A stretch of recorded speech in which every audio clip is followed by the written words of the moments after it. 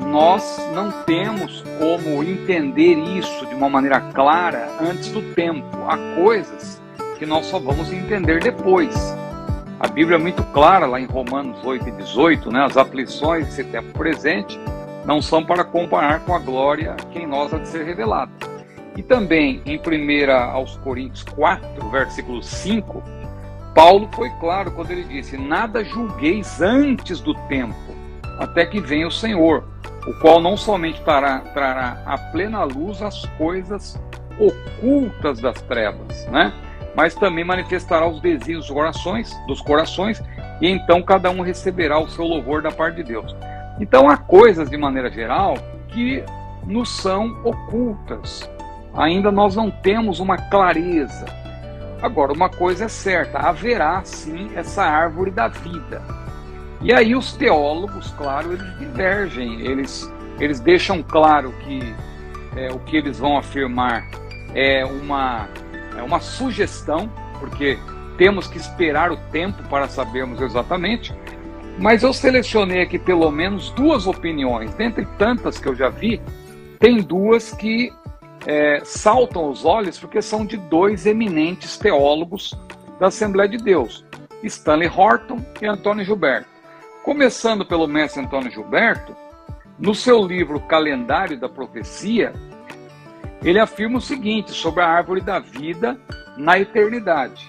Ele diz que os salvos, é bom dizer também que todas as posições, como elas são sugestões, não tem como ser dogmático quanto a isso, todas elas têm problemas, assim, problemas que eu digo no sentido de gerar questionamentos e nós não termos respostas precisas, né? Então nós temos que aguardar. Mas o mestre Antônio Gilberto, uma pessoa muito respeitada, um teólogo respeitadíssimo por todos nós, ele sugere o seguinte, né? Que os salvos oriundos do milênio, somente estes, e não a totalidade dos salvos, mas os salvos oriundos do milênio viverão para sempre na terra mediante a árvore da vida. Ele cita Apocalipse 22:2. Não mediante a ressurreição, nem porque passaram do estado mortal para o imortal. Então o mestre Antônio Gilberto defende que os salvos do período milenial não vão morrer. Aqueles que crerem em Jesus no período milenial, eles vão sobreviver durante todo o período, e como eles não vão morrer, eles vão precisar, para viver eternamente, comer da árvore da vida. Isso gera questionamentos, claro. Por quê? Como haverá morte no milênio, a Bíblia é clara quanto a isso, nós já lemos aqui o texto de Isaías, né, me parece que é 65, lá está claro que haverá morte no milênio, né?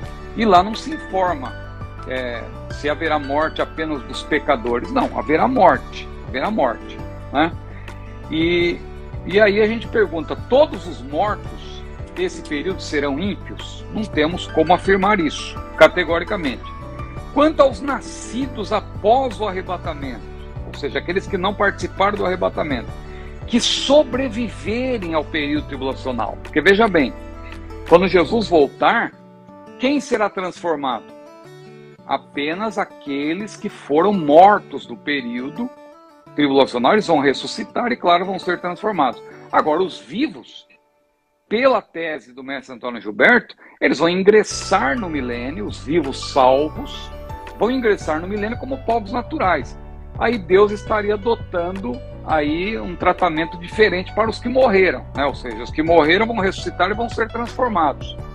E não vão precisar, nesse caso, da árvore da vida. Já os vivos, eles vão sobreviver e não vão ressuscitar e vão ter que comer. Então é uma posição tanto quanto complexa também, e a gente perde um pouco aí da sustentação, né, claramente aí na Bíblia. Mas é uma sugestão. Já Stanley Horton, ele vai numa outra direção. Stanley Horton, no seu comentário sobre o Apocalipse, que é o comentário de Apocalipse, que também é da CPAD, não é? O Calendário da Profecia é um clássico do mestre Antônio Gilberto. E o comentário de Apocalipse foi publicado inicialmente como a vitória final, mas é um comentário, perícope por perícope, do livro de Apocalipse. Nesse comentário, o teólogo Stanley Horton, que também já partiu para a eternidade, um grande teólogo, Ele afirma o seguinte: embora venhamos a ter corpos imortais e incorruptíveis, jamais terão vida em si mesmos.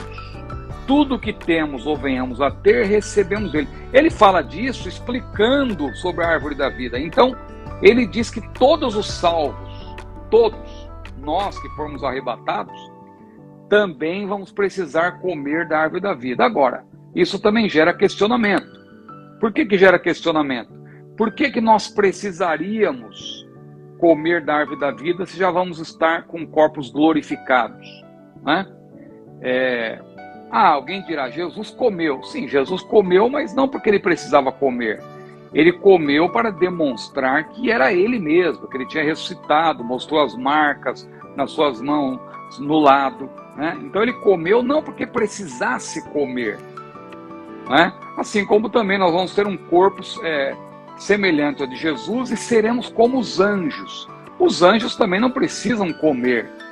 No Antigo Testamento, quando nós vemos ali algumas manifestações de anjos comendo, também foi não por necessidade, mas porque eles estavam participando de um momento ali junto com os humanos, né?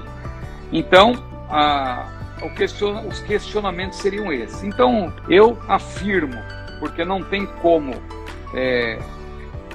alegorizarmos o que é literal, eu afirmo que a árvore da vida é literal.